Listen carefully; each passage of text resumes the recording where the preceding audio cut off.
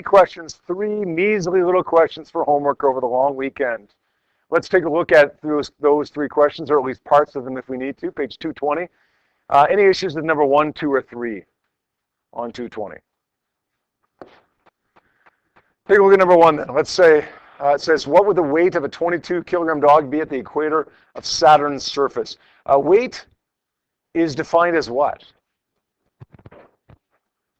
We did this back at the very beginning of our last unit, of our dynamics unit. Weight is defined as the force of gravity acting on an object. Well, we just learned to calculate the force of gravity over the last week or so. It's equal to gm1 m2 over r squared. Now, we've been dealing with gravitational fields over the last few days, but that doesn't mean that we can't go back to a gravitational force problem.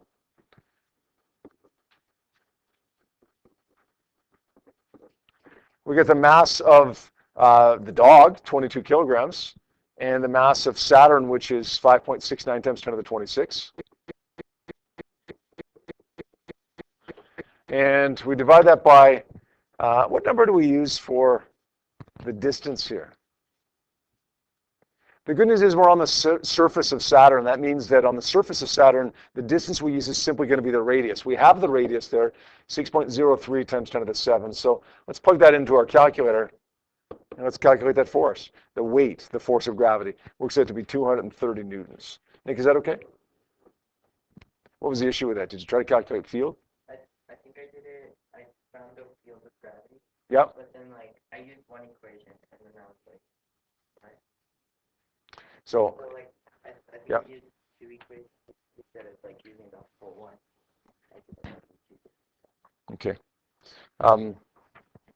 Know what you're being asked, right? That's the big thing. On your test on Thursday, you're going to be asked a question to find gravitational field. You will be given both masses, the mass of the producer and the mass of the experiencer.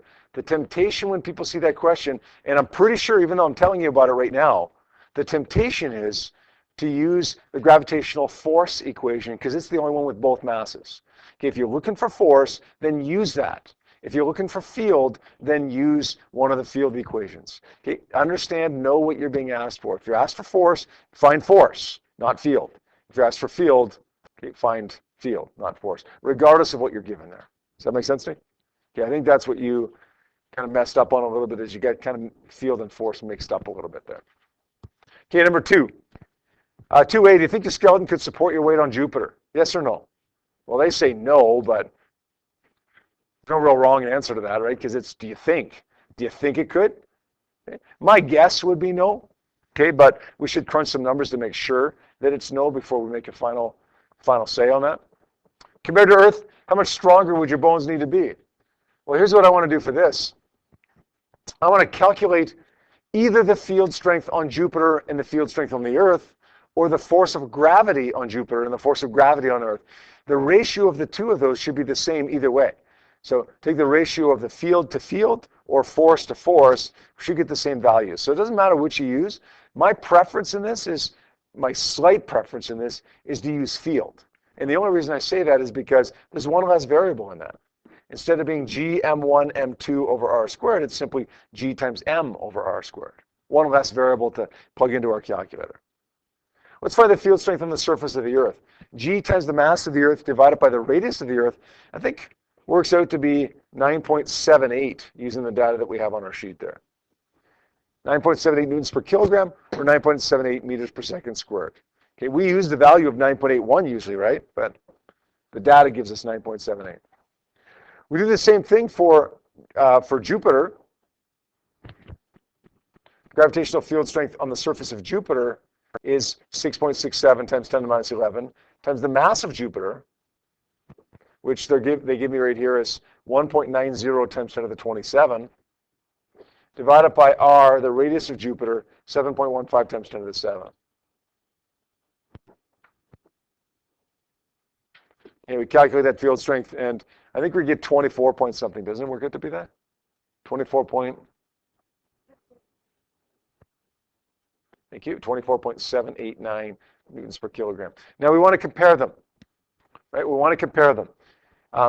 You guys are 16 years old. Lots of you. Some of you guys are 17 years old. Let's assume for a second that I'm 34. Okay, we want to compare my age to your age. I want to compare those two ages. What's the best way of comparing them? Well, we could say I'm 17 years older than you. Okay, that's not the best way. That's a valid way, but it's not the best way. The best way to compare them is to divide the two. 34 by 17 is 2. That means I'm twice as old as you are. When we want to compare two numbers, we divide. So if we want to compare the field on Jupiter to the field on the Earth,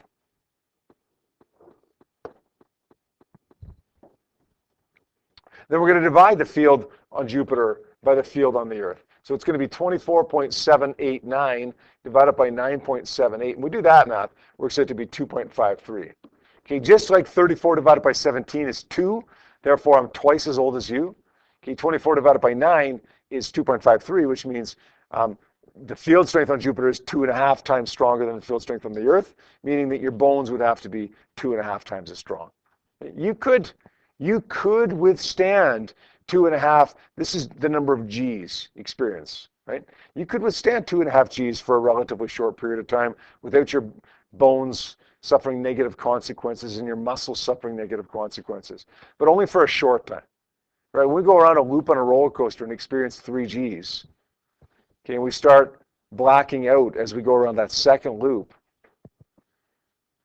that means we've started to black out. Did I tell you guys about this? Okay, next week, there's on the roller coaster, you're going to go around a loop like this. You're going to go around another loop right away. On that second loop, about right here, a lot of you, your peripheral vision is going to start disappearing. You're going to start getting this tunnel vision. So you can see everything in this room right now. I can see everything.